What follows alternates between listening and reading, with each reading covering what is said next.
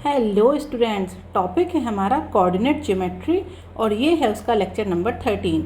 अगर आपने प्रीवियस का कोई भी लेक्चर नहीं देखा है तो कोई बात नहीं, पूरा लेक्चर आपको समझ में आएगा। और प्रीवियस लेक्चर्स देखने के लिए आई बटन में लिंक है और वीडियो के एंड में पूरी प्लेलिस्ट है, वहाँ से जा कर के आप प्रीवियस लेक्चर्स देख सकते हैं। तो चलिए स्टार्ट करते हैं क्वेश्चन नंबर 1 से। क्वेश्चन नंबर 1 में हमें कहा गया है कि हमें प्रूव करना है the lines joining the middle points of the opposite sides of a quadrilateral and, मतलब ये जो फर्स्ट कंडीशन है हमारी वो यहाँ तक थी। उसके बाद एंड के बाद कहा गया है join of the middle points of its diagonal meet in a point and bisect one another. तो पहले हम क्वेश्चन को समझते हैं कि क्वेश्चन में आखिर कहा क्या गया है, उसके बाद फिर हम जाएंगे इसके सॉल्यूशन पे। तो यहाँ पर एक क्वाड्रिलेटरल की बात की गई है, तो कोई भी एक शेप आप यहाँ पर ले सकते हैं, ठीक है। तो इस तरीके से मैंने एक शेप ले लिया। अब इसमें ये कहा गया है, अगर मैं सेकंड पार्ट को पढ़ूँ एंड के बाद का, यहाँ से join of the middle point of its diagonals. तो पहले तो डायगोनल बनाइए, तो ये बन गए हमारे डायगोनल। अब इन डायगोनल का होगा कोई मिडल पॉइंट, तो यहाँ पर अगर मैं इसे कहूँ ए बी सी डी, ठीक है, तो जो ए सी है ये हो गया उसका मिडल पॉइंट और जो बी डी है ये हो गया उसका मिडल पॉइंट। तो यहाँ पर कहा गया है the join of the middle points of it's diagonals. तो मतलब इसके जो डायगोनल हैं उनके जो मिडल पॉइंट हैं उनको जॉइन करके हमें एक लाइन मिलेगी, ओके। और एक लाइन कहाँ से मिलेगी, तो उसके लिए फर्स्ट लाइन में जाइए, वहाँ लिखा है the lines joining the middle points of the opposite sides of a quadrilateral. मतलब हमारे पास एक क्वाड्रिलेटरल की दो अपोजिट साइड्स हैं, जैसे ए बी और सी डी की अगर हम बात करें। अब उनके जो मिड पॉइंट हैं तो यहाँ कहीं पर उनके मिड पॉइंट होंगे, जिन्हें मैंने मान लिया पी क्यू। तो अब क्वेश्चन पूरा पढ़िए। Prove that the lines joining the middle points of the opposite sides of a quadrilateral। तो एक लाइन ऐसी है जो कि middle points of the opposite sides of a quadrilateral से मिलकर के बनी है। तो चलिए लाइन बना देते हैं, ये बन गई वो लाइन, ओके। तो वो लाइन हो गई हमारे पास पी क्यू। दूसरी कंडीशन में कहा गया है the join of the middle points of its diagonal meet in a point. मतलब ये जो डायगोनल्स के जो मिडल पॉइंट हैं इनसे मिलकर के भी एक लाइन बनेगी, तो उस लाइन को मैंने मान लिया है आर एस, ठीक है। तो अब हो क्या रहा है कि ये जो दोनों लाइन्स हैं वो क्या करेंगी, meet in a point and bisect one another. ये एक पॉइंट पर मिलेगी, तो वो पॉइंट क्या हो गया, ये हो गया, इसे मैंने कह दिया ओ। तो क्वेश्चन में जो कंडीशन गिवन है उसका मतलब ये हुआ कि हमारे पास एक डायगोनल है, मतलब हमारे पास एक क्वाड्रिलेटरल है, उस क्वाड्रिलेटरल्स के दो डायगोनल हैं, तो उन दोनों डायगोनल्स के मिडिल पॉइंट होंगे। तो वो मिडिल पॉइंट हमने मान लिए आर और एस। तो इन आर एस को मिला दीजिए तो हमें एक लाइन मिल जाएगी। अब इसी क्वाड्रिलेटरल की कोई भी दो अपोजिट साइड ले ली हमने, तो वो अपोजिट साइड हमने ले ली ए बी और डी सी। तो इनके जो मिड पॉइंट है उन्हें से होते हुए एक लाइन जाएगी और वो लाइन क्या हो जाएगी, वो हो जाएगी हमारे पास पी क्यू। तो अब ये पी क्यू और आर एस एक दूसरे को कट करेगी, किस पॉइंट पर कट करेगी, ओ। तो ये जो ओ है ये आर एस को भी दो पार्ट में डिवाइड करता है और पी क्यू को भी दो पार्ट में डिवाइड करता है। यहाँ पे लिखा है बाइसेक्ट वन अनदर, एक दूसरे को, ये जो लाइन्स हैं एक दूसरे को एक पॉइंट पर इस तरीके से कट करती है कि वो एक दूसरे को दो इक्वल पार्ट में क्या करते हैं, डिवाइड करते हैं। तो ये पूरी कंडीशन गिवन है क्वेश्चन में। अब हमें यहाँ पर सबसे पहले एक क्वाड्रिलेटरल लेना है, तो हम उसे इस तरीके से लेंगे कि हमें कम से कम कैलकुलेशन करनी पड़े। तो ये जो मैंने आपको शेप समझाया है इसी शेप को हम यहाँ पर ले लेते हैं। तो अगर मैं इसे कुछ इस तरीके से ले लूँ, ठीक है, इस तरीके से इसीलिए लिया है कि कम से कम जो एक पॉइंट है हमारा वो हो जाएगा ओरिजिन पर, और अगर वो ओरिजिन पर हो जाएगा तो उसके कोऑर्डिनेट हो जाएंगे 0 0, और जो ये हमारा दूसरा पॉइंट है ये है एक्स एक्सिस पर, तो इसके कोऑर्डिनेट हो जाएंगे x0। तो कुछ कम से कम कैलकुलेशन जो होगी वो हमें कम करनी पड़ेगी, ओके। तो यहाँ पर जब हमने इसे इस तरीके से ले लिया तो अब इसकी नेमिंग कर देते हैं। तो यहाँ पर मैंने माना जो हमारा ए है वो तो ओरिजिन पर है, ये हो गया पॉइंट बी, ये हो गया पॉइंट सी और ये हो गया पॉइंट डी। अब ले लेते हैं इनके कोऑर्डिनेट्स। तो ए के कोऑर्डिनेट तो हो गए 0 0, बी के कोऑर्डिनेट की अगर हम बात करें तो एक्स के टर्म में कुछ होंगे, ठीक है। तो इसके जो कोऑर्डिनेट हैं वो मान लीजिए आप x1 x2 x1 x2, ठीक है, sorry x1 y1 x1 y1। अब c के जो कोऑर्डिनेट हैं वो मैं ले लेती हूँ x and 0, ठीक है। जो d के कोऑर्डिनेट हैं वो ले लेते हैं हम x2 y2। अब सबसे पहले हमें क्या ड्रॉ करने हैं, डायगोनल। तो एक डायगोनल तो ड्रॉ है, AC तो ऑलरेडी ड्रॉ है। अब मैं यहाँ पर ड्रॉ कर देती हूँ BD को, ठीक है। अब एक तो AC का मिड पॉइंट लेना है हमें, तो AC का जो मिड पॉइंट है वो ले लिया मैंने यहाँ कहीं पर G, ओके। और जो हमारे पास BD का मिड पॉइंट है उसे ले लिया मैंने यहाँ कहीं पर H। अब हमें करना है इन्हें ड्रॉ, तो इसे मिला दिया मैंने। अब क्या करना है, हमें कोई भी दो साइड्स लेनी है और उनके लेने हैं मिड पॉइंट। तो यहाँ पर अगर मैं AD का मिड पॉइंट ले लूँ, इसे ले लिया मैंने P, और BC का मिड पॉइंट ले लिया, इसे ले लिया Q। तो अब यहाँ पर इन्हें मिला दीजिए। तो जब हम इन्हें मिलाएंगे तो ये कुछ इस तरीके से मिलेंगे, ओके। तो यहाँ पर जो PQ है और GH है ये एक दूसरे को एक पर्टिकुलर पॉइंट पर कट करेगी, और उस पॉइंट को मैंने ले लिया है R, ओके। तो ये R पॉइंट पर एक दूसरे को क्या कर रही हैं, कट कर रही हैं। तो अब हमें यही प्रूफ करना है कि ये जो R है ये हमारा GH को और PQ को इक्वल पार्ट्स में क्या करता है, डिवाइड कर रहा है। तो इसके लिए हमें प्रूफ करना होगा कि जो हमारा R है वो GH का भी मिड पॉइंट है और वो हमारा PQ का भी मिड पॉइंट है। तो चलिए इसे प्रूफ करते हैं। अब प्रूफ करने के लिए क्या करेंगे, सबसे पहले हमें कोऑर्डिनेट पता होना चाहिए PQ के, ठीक है। तो PQ के कोऑर्डिनेट फाइंड आउट करते हैं। तो P के कोऑर्डिनेट क्या हो जाएंगे, P के कोऑर्डिनेट हम लिख सकते हैं मिड पॉइंट जो थ्योरम है उससे, ये हो जाएगा 0, P की वैल्यू क्या हो जाएगी 0 प्लस x2 अपॉन 2 और 0 प्लस y2 अपॉन 2। तो जो P है हमारा वो हो जाएगा x2 अपॉन 2 और y2 अपॉन 2, ठीक है। अब बात करते हैं Q की। तो Q क्या हो जाएगा, डायरेक्ट लिखती हूँ मैं, Q हो जाएगा हमारे पास x1 plus x upon 2 y1 upon 2, ठीक है। क्योंकि जो y2 मतलब y के साथ वाला टर्म है वो क्या है हमारा 0, तो ये तो हो जाएगा x1 प्लस x अपॉन 2 और वो सिर्फ y1 अपॉन 2, ठीक है। अब अगर मैं कहूँ आपसे कि PQ का मिड पॉइंट निकालिए, तो हमने PQ का मिड पॉइंट क्या माना है R। तो यहाँ हम लिखेंगे let R is mid point of PQ।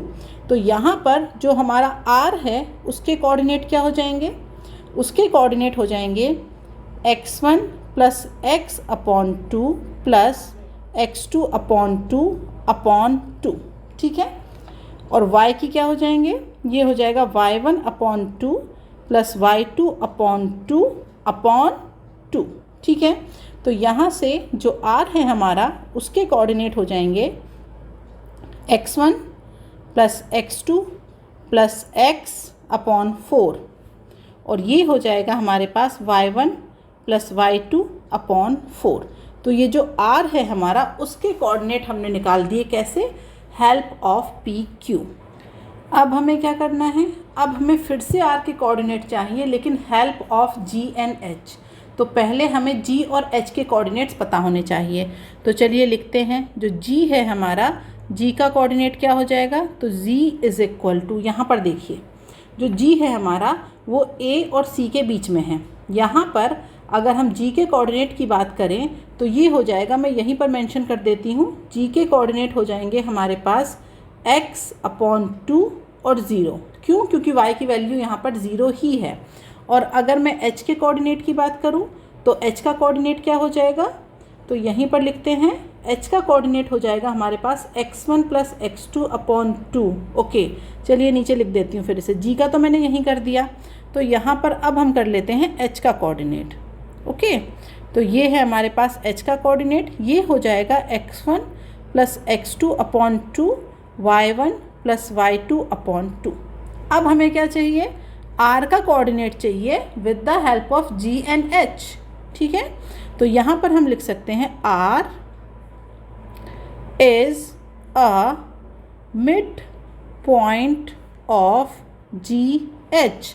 तो यहाँ से निकालेंगे अब हम r, तो r हमारे पास क्या हो जाएगा, तो g के कोऑर्डिनेट है x/2। ठीक है, तो ये हो जाएगा x/2 plus x1 plus x2/2, और ये फिर से अपॉन में आ जाएगा 2। y का कोऑर्डिनेट क्या हो जाएगा, तो y के कोऑर्डिनेट के लिए यहाँ पर ये तो 0 है ना, तो ये हो जाएगा y1 plus y2/2 plus 0 upon में क्या आता है 2। तो यहाँ से जो r है उसका कोऑर्डिनेट हो जाएगा x1 plus x2 plus x/4 और y1 प्लस y2/4। अब यहाँ पर देखिए दोनों r के कोऑर्डिनेट को कंपेयर करिए, तो यहाँ पर ये है आपका r का कोऑर्डिनेट, क्या था x1 plus x2 plus x/4। यहाँ पर देखिए ये भी क्या है आपके पास x1 plus x2 plus x/4, और y का कोऑर्डिनेट भी वही है y1 प्लस y2/4, ये भी वही है y1 प्लस y2/4। इसका मतलब ये हुआ कि जो g है वो हमारा क्या है, सॉरी जो r है हमारा वो हमारा मिड पॉइंट है किसका, GH का और PQ का। यही हमें प्रूफ करना था कि ये बाइसेक्ट करता है, तो ये बाइसेक्ट तभी करेगा जब ये मिड पॉइंट होगा। तो R हमारा PQ और GH दोनों का ही मिड पॉइंट है। बहुत ही अच्छा क्वेश्चन है, अच्छे से इसको दोबारा से अपने आप सॉल्व करिएगा। ओके, अब हम आते हैं नेक्स्ट क्वेश्चन पे, क्वेश्चन नंबर 2। अब यहाँ पर गिवन है कि G क्या है, यहाँ पर सेंट्रॉइड है एक ट्राइंगल ABC का, P कोई भी अदर पॉइंट है प्लेन में, तो हमें ये कंडीशन प्रूफ करनी है। तो उसके लिए सबसे पहले तो क्या करते हैं, हम एक्सिस ड्रॉ करते हैं, फिर वहाँ पर हम ड्रॉ करेंगे ट्रायंगल। तो ये कर ली मैंने यहाँ पर एक्सिस ड्रॉ। अब हम ट्रायंगल कुछ इस तरीके से लेंगे कि हमें वही है कम से कम पॉइंट्स लेने पड़े ताकि कैलकुलेशन कम से कम हो। तो यहाँ पर मैंने ट्रायंगल कुछ इस तरीके से ले लिया। ओके, तो ये हो गया हमारा ट्रायंगल। अब इस ट्रायंगल में ये हो गया A, B एंड C। तो यहाँ पर हमें क्या लेना है, हमें इसका सेंट्रॉइड भी लेना है G, तो इसके सेंट्रॉइड G को हम ले लेंगे सेंटर पर ताकि वही है कैलकुलेशन क्या हो, कम से कम हो। तो G ले लिया हमने यहाँ, तो इसके कोऑर्डिनेट हो गए हमारे पास 0 0।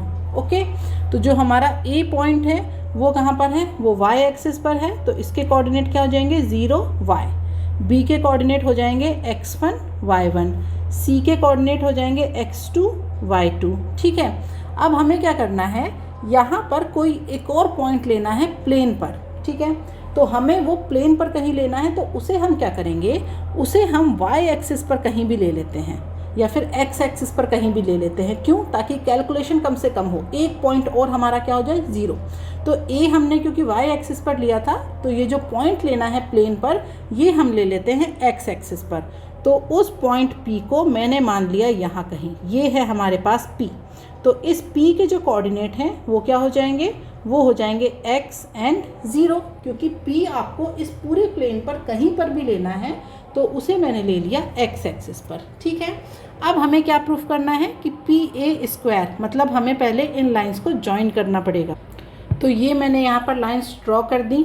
तो यहाँ पर आप देख सकते हैं PA, PB और PC, ये लाइंस ड्रॉ हो गई। अब हमें क्या चाहिए, GA, GB एंड GC, ये मैंने यहाँ पर ड्रॉ कर दिया GA, GB एंड GC। ठीक है, तो अब हमें ये जो कंडीशन गिवन है ये हमें क्या करनी है, प्रूफ करनी है। तो इसे प्रूफ करने के लिए हम क्या करेंगे, हमें ये सारी लेंथ निकालनी पड़ेगी, PA, PB, PC सारी लेंथ निकालनी पड़ेगी। इसी तरीके से GA, GB, GC और GP ये सारी लेंथ निकाल करके यहाँ पर LHS, RHS में पुट करनी पड़ेगी, और फिर हमें उन्हें इक्वल क्या करना पड़ेगा, प्रूफ करना पड़ेगा। तो इसके लिए हम क्या करेंगे, हमें जैसे जो P है उसका कोऑर्डिनेट पता है, A, B, C इनके कोऑर्डिनेट्स हमें पता हैं। तो अब हमें जब सबके कोऑर्डिनेट्स पता हैं तो यहाँ पर निकालिए लेंथ। तो जो डिस्टेंस फार्मूला होता है डी, उससे हम क्या करते हैं, डिस्टेंस निकालते हैं। तो जैसे हमारे पास ये एक लाइन है, इसे मैंने मान लिया x1 y1 पॉइंट्स को, इन्हें मैंने मान लिया x2 y2। तो जिन्हें नहीं पता है उनके लिए बता दूं, इसकी जो लेंथ है d, वो अगर हमें फाइंड आउट करनी है तो उसके लिए हम लिखते हैं d is equal to root x2 minus x1 का square plus y2 minus y1 का होल स्क्वायर। इस तरीके से हम लेंथ को निकालते हैं। तो अब यहाँ पर भी लेंथ निकालेंगे। तो चलिए स्टार्ट हो जाते हैं। इसे हम मानेंगे first, second, third, fourth, fifth, six and seven length हमें यहाँ पर फाइंड आउट करनी है। तो सबसे पहले फर्स्ट की बात करते हैं, पी ए स्क्वायर। अब क्योंकि स्क्वायर लग गया है तो रूट अपने आप हट जाएगा, ठीक है। तो अब हम देखिए पी ए को, आप देखिए तो पी ए आपका क्या हो जाएगा, ये हो जाएगा हमारे पास x माइनस 0 का square, that means x square, ठीक है। उसके बाद प्लस यहाँ से हो जाएगा 0 minus y square, that means y square. तो फर्स्ट लेंथ हमारे पास ये आ गई। अब हम सेकंड पर आते हैं। सेकंड हमारे पास क्या है, पी बी स्क्वायर। तो पी बी स्क्वायर देखिए, पी बी स्क्वायर, तो इसे आप लिख सकते हैं x1 माइनस एक्स का स्क्वायर प्लस y1 का स्क्वायर, ओके। अब हम आ जाते हैं थर्ड लेंथ, जो कि क्या है हमारी पी सी स्क्वायर। तो पी सी हमारे पास क्या हो जाएगा, ये हो जाएगा x2 माइनस एक्स का स्क्वायर प्लस y2 का स्क्वायर, ओके। अब आ जाइए दूसरी तरफ। तो यहाँ पर हमारे पास क्या है, चलिए अच्छा पहले काम करते हैं, इस पूरे पार्ट को निकाल ही लेते हैं। जो हमारा LHS साइड है उस पूरे को एक बार सॉल्व कर लेते हैं। LHS हमारा क्या है, P A square plus P B square plus P C square. तो वैल्यू रख दीजिए यहाँ पर। तो जो LHS है हमारा, ये आ जाएगा x square plus Y square plus x1 minus X का whole square plus y1 square plus x2 minus X का whole square plus y2 square. अब कर दीजिए इनके ब्रैकेट ओपन। तो ये हो जाएगा x square plus Y square plus x1 square plus x square minus 2x x1 plus y1 square plus x2 square plus x square minus 2x x2 plus y2 square, okay. अब यहाँ पर ये आपके पास हो जाएगा, वैल्यूज़ देख लीजिए जहाँ जहाँ पर रिपीट हो रही है। तो ये देखिए एक्स स्क्वायर और ये है एक्स स्क्वायर, इसका मतलब ये हो जाएगा 3x स्क्वायर, ओके। अब वैल्यू कौन सी आ रही है, वाई स्क्वायर को देखते हैं कहाँ कहाँ पर है। ये है वाई स्क्वायर, इसके अलावा वाई स्क्वायर कहीं नहीं है, तो ये हो जाएगा वाई स्क्वायर। अब इसके बाद x1 स्क्वायर, ये हो जाएगा हमारे पास x1 स्क्वायर। उसके बाद इसे ले लीजिए y1 square plus x2 square y2 square, और उसके बाद आ जाएगा minus 2x x1 minus 2x x2, ठीक है। तो ये हमारे पास आ जाएगी पूरी कंडीशन। अब हम बात करते हैं RHS साइड की। तो RHS के लिए क्या करेंगे, अब हम आ जाते हैं फोर्थ वाले पॉइंट पर। फोर्थ में हमें क्या निकालना था, GA स्क्वायर। तो जो GA स्क्वायर है वो निकालिए। G के कोऑर्डिनेट तो हमारे पास क्या है, 0 0। अब बात करते हैं A स्क्वायर की। तो A के कोऑर्डिनेट क्या है हमारे पास, 0 एंड y। तो ये हो जाएगा हमारे पास y स्क्वायर। इसके बाद आ जाते हैं फिफ्थ पार्ट पर, जो कि क्या है हमारे पास, GB स्क्वायर। अब यहाँ देखिए B स्क्वायर के कोऑर्डिनेट क्या हैं। तो ये है हमारे पास x1 स्क्वायर और ये हो जाएगा plus y1 square. Third point, six point क्या है हमारे पास, GC स्क्वायर। तो ये हो जाएगा हमारे पास x2 square plus y2 square.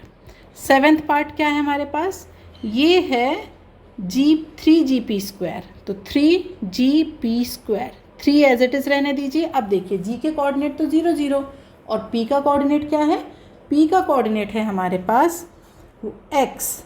तो ये हो जाएगा हमारे पास x स्क्वायर। तो अब यहाँ से निकाल दीजिए RHS। तो ये हो जाएगा हमारे पास RHS is equal y square plus x1 square plus y1 square plus x2 square plus y2 plus 3x²। ठीक है, तो ये हो गया हमारे पास RHS। इसे प्रॉपरली अरेंज कर लेते हैं। तो RHS is equal to 3x² plus y² plus x1² plus y1² plus x2² plus y2²। ठीक है, अब यहाँ पर इसे अगर मैं कह दूँ कि ये है हमारे पास इक्वेशन नंबर 2 और ये है हमारे पास इक्वेशन नंबर 1, तो ये दोनों इक्वल आनी चाहिए थी। तो अब यहाँ पर आप देख सकते हैं कि ये जो टर्म है ना, यहाँ तक y2² यहाँ तक तो ये इक्वल है, लेकिन ये जो इक्वेशन नंबर 1 है इसमें ये एक्स्ट्रा टर्म आ रही है। तो अब हमने कुछ गलत किया है क्या? नहीं, कुछ भी गलत नहीं किया है।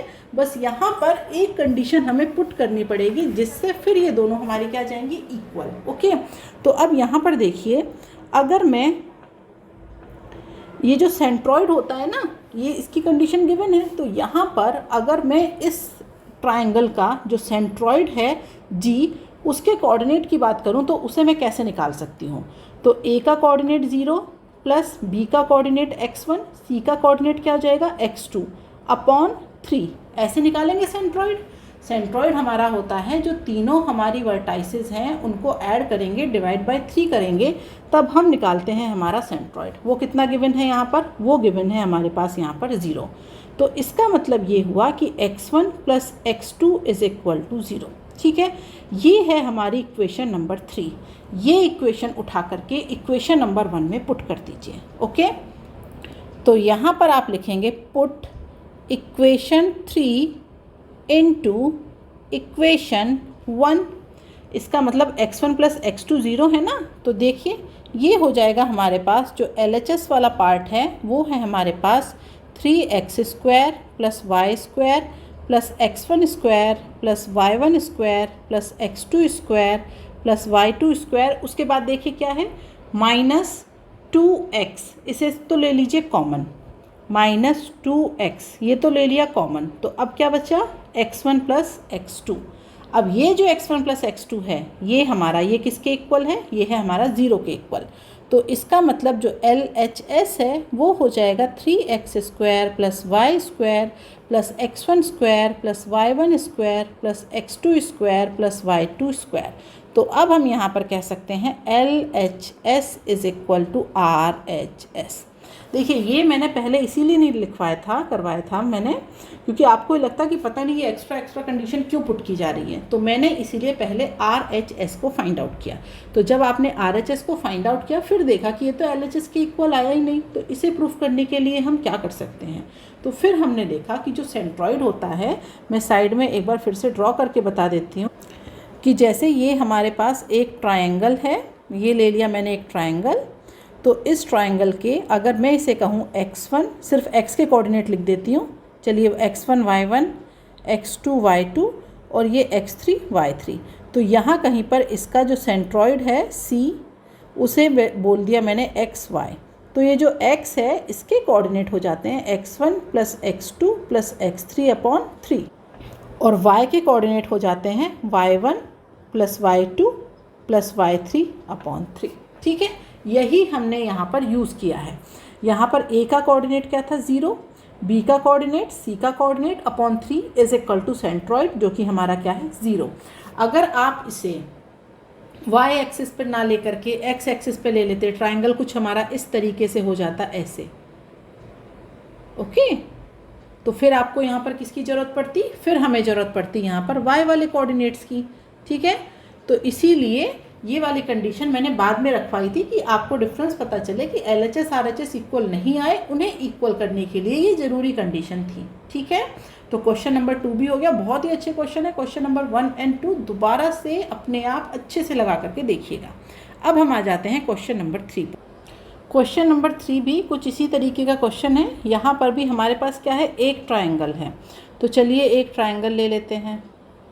तो ये ले लिया हमने एक ट्रायंगल। ओके, तो अब इसमें क्या कहा गया है? ये है ट्रायंगल ABNC। तो यहाँ पर इसका एक सेंट्रॉइड होगा जो कि ले लिया हमने G। तो यहाँ पर अब हमें क्या करना है? AB², BC², CA², ये किसके इक्वल है? ये हमारा इक्वल है 3 से मल्टीप्लिकेशन है, उसके बाद G A square, G B square and G C square. तो फिर से वही कैलकुलेशन अगर आप कम से कम करना चाहते हैं तो उसके लिए हम क्या करेंगे, ट्रायंगल को इस तरीके से लेंगे कि कैलकुलेशन कम हो जाए। तो उसके लिए मैं क्या करती हूँ, मैं ये मान लेती हूँ कि इस ट्रायंगल को मैंने ड्रॉ किया है एक्सिस पर। मतलब अगर मैं एक्सिस यहाँ से होते हुए ड्रॉ कर दूँ, ये हो जाए आपकी एक्स एक्सिस, ये हो जाए वाई एक्सिस, यहाँ पर हो जाए एक्स डैश और ये नीचे हो जाए वाई डैश। ठीक है, तो अब ये जो हमारा बी है इसके कोऑर्डिनेट क्या हो जाएंगे, 0 0। सी के कोऑर्डिनेट क्या हो जाएंगे, इसका कोऑर्डिनेट हो जाएगा हमारे पास x 0। ठीक है, और जो a है हमारा उसके कोऑर्डिनेट ले लिए मैंने x1 y1। ओके, तो अब हमें सबसे पहले किसके कोऑर्डिनेट फाइंड आउट करने हैं, g के। तो चलिए पहले g के कोऑर्डिनेट फाइंड आउट करते हैं। g क्या हो जाएगा हमारे पास, 0 plus x plus x1 upon 3, that means x plus x1 upon 3। ठीक है, ये तो x की साइड हुई। अब अगर हम y की साइड लेंगे तो क्या हो जाएगा, 0 plus y1 upon 3, that means y1 upon 3। तो जो g है हमारा वो हो जाएगा x plus x1 upon 3 y1 upon 3। अब g तो फाइंड आउट हो गया, तो अब क्या फाइंड आउट करना है, अब हमें फाइंड आउट करना है ए बी स्क्वायर। तो चलिए डिस्टेंस फार्मूला लगाते हैं, A B square find out करते हैं। तो ये हो जाएगा x1 square plus y1 square. अब आ जाइए B C square, B C square, तो ये हो जाएगा x स्क्वायर। फिर हम आते हैं सी A square, C A square, तो सी ए स्क्वायर हमारा क्या हो जाएगा, ये हो जाएगा x1 माइनस एक्स का स्क्वायर प्लस y1 का स्क्वायर। ठीक है, तो अब LHS कैसे निकालेंगे, इन तीनों को कर दीजिए ऐड। तो यहाँ पर हम लिखेंगे LHS is equal to A B square plus B C square plus C A square. तो ये हो जाएगा हमारे पास x1 square plus y1 square plus x square plus, bracket open कर देती हूँ मैं यहाँ, x1 square plus x square minus 2x(x1) plus y1 square. ठीक है, अरेंज कर दीजिए इसे।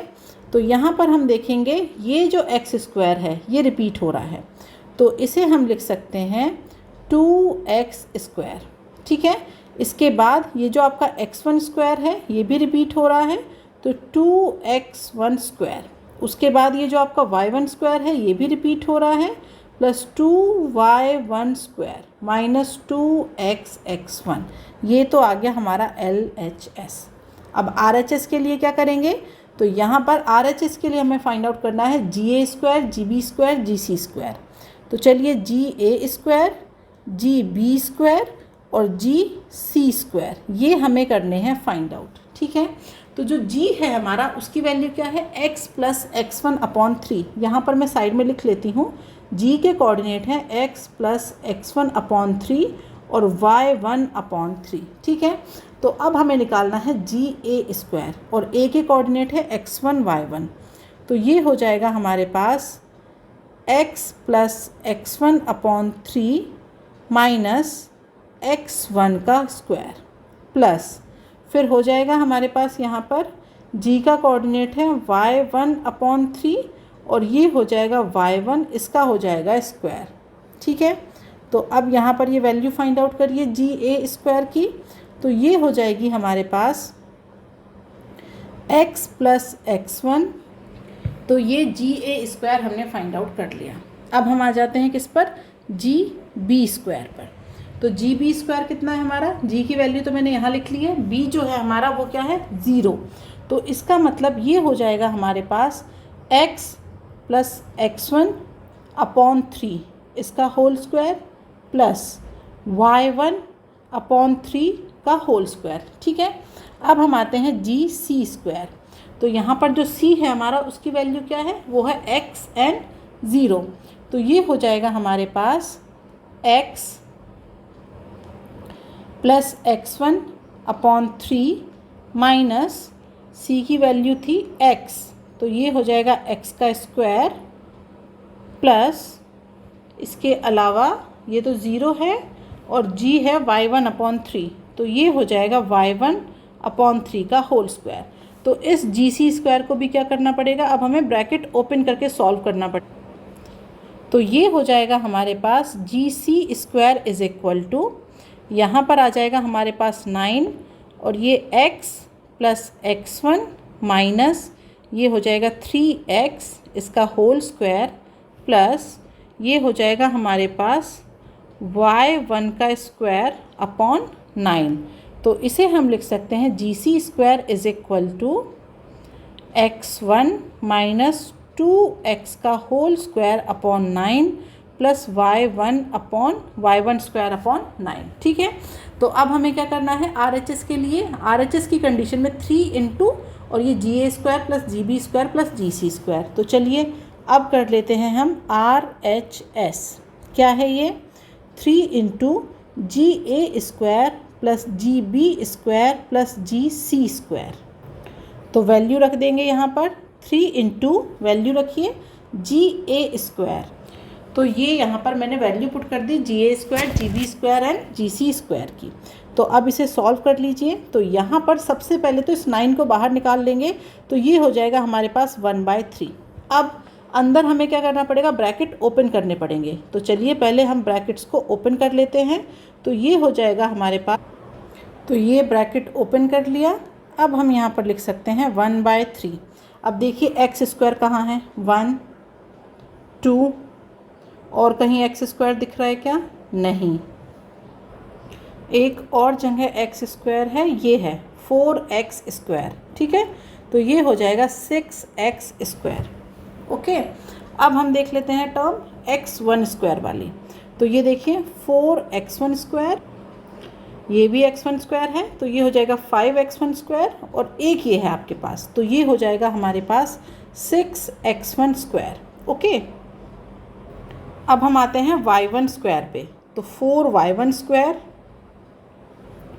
एक y1 स्क्वायर ये है और एक y1 स्क्वायर ये है, तो ये हो जाएगा हमारे पास 6y1 स्क्वायर। ठीक है, अब हम आ जाते हैं बची हुई टर्म्स पे। तो ये देखिए ये है हमारे पास -4xx1 और ये भी है -4xx1, तो -8 हो गया और ये है +2, तो ये हो जाएगा हमारे पास -6xx1।